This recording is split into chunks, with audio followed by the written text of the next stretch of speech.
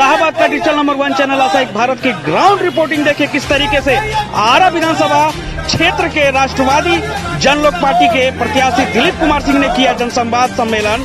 जनसंवाद सम्मेलन जमीरा कोठी आरा में किया गया है। क्या कुछ कह रहे हैं दिलीप कुमार सिंह, सुनिए ग्राउंड रिपोर्टिंग आशा एक भारत पे सबसे पहले।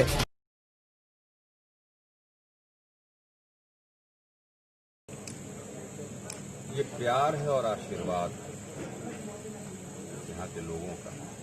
हमारे बड़े भाई हैं आदरणीय पुष्पेंद्र जी, इन्होंने ही इसका आयोजन किया है। देखिए, मैं कोई बाहरी नहीं हूँ, आरा का बेटा हूँ और आरा की जनता ने मन बना लिया है बदलाव का। मैं ये नहीं कह रहा हूं कि मैं जीत रहा हूं। लोग दावे करते हैं कि मैं जीत रहा हूं, मैं इतने से जीत रहा हूं, लेकिन 10 तारीख को जो होगा वो अप्रत्याशित होगा, जिस दिन गिनती होगी। ये लोगों का प्यार है और आशीर्वाद है, क्योंकि लोगों ने मन बना लिया है कि अब बेटा बाहरी नहीं, स्थानीय। मैं भी लोगों से कहता हूं, मेरा अपील यही है कि वोट उसी को दीजिए। 15 उम्मीदवार आरा विधानसभा से इस चुनावी समर में। मैं उन सबसे खुलेआम कहता हूं, हर मन से कहता हूं, लोगों से जब मिलता हूं तो कहता हूं कि आप लोगों को देखिए, समझिए, परखिए, जो सबसे योग्य हो हर फील्ड में, स्थानीय हो, उसकी एक पृष्ठभूमि हो और शिक्षित हो। क्योंकि अगर आप शिक्षित नहीं हैं तो आप कार्य नहीं कर सकते। शिक्षा बहुत जरूरी है और मैं ये दावा करता हूं, मेरे जैसा शिक्षित उम्मीदवार बिहार में पूरे गिनती का होगा। भोजपुर और शाहबाद की तो बात छोड़ दीजिए, मेरे जैसा शिक्षित उम्मीदवार पूरे बिहार में गिनती का होगा। तो लोगों ने मन बना लिया है कहीं ना कहीं इस बार बदलाव होगा।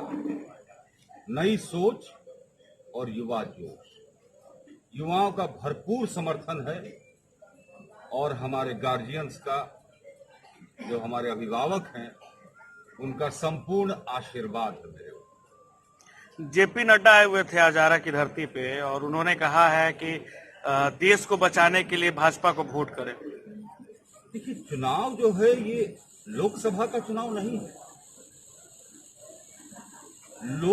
लोगों को भटकाने का ये चाल है।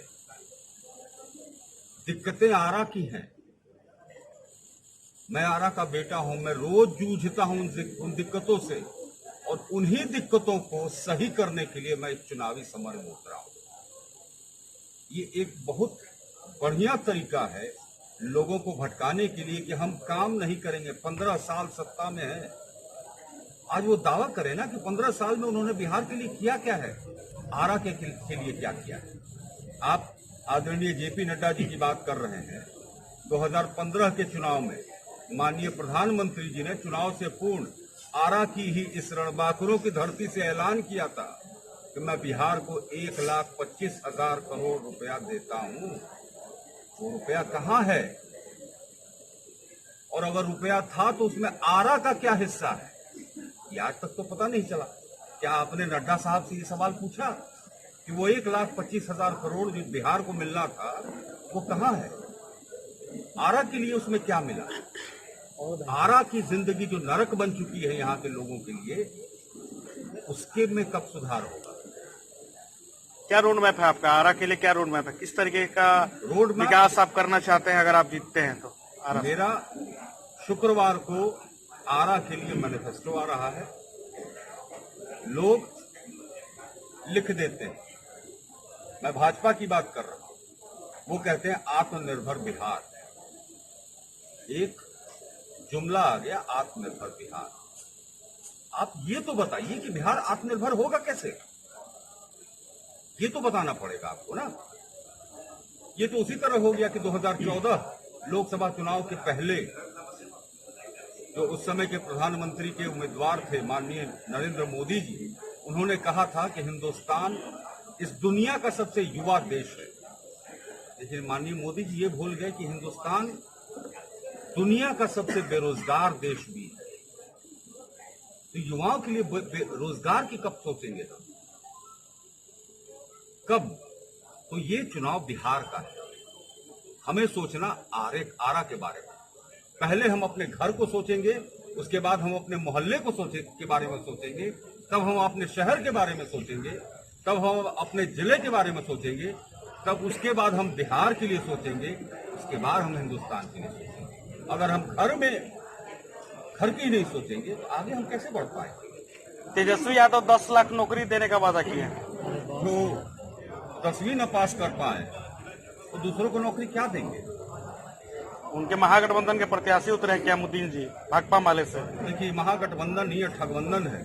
अगर उनको अपने ऊपर विश्वास था तो उन्होंने क्यों नहीं अपना उम्मीदवार उतारा आरा में? कितनी टक्कर मानते हैं आप? कहीं ना कहीं उनको मालूम है, यही कारण है कि उन्होंने अपना उम्मीदवार, सिटिंग एमएलए थे यहाँ के राजद के, उसके बाद भी उनको सीट बदलनी पड़ी और माले को उतारना पड़ गया। क्यों? ये सवाल पूछिए उनसे, तेजस्वी जी से।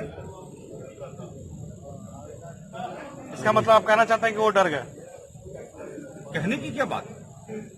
उनको मालूम है कि अगर हम यहाँ उम्मीदवार अपना उतारते या उसी उम्मीदवार को अगर हम रिपीट करते तो इतनी बुरी हार होती जिसकी वो कल्पना भी नहीं कर सकते। इसीलिए उन्होंने सीट बदल दी अपने आप को बचाने के लिए।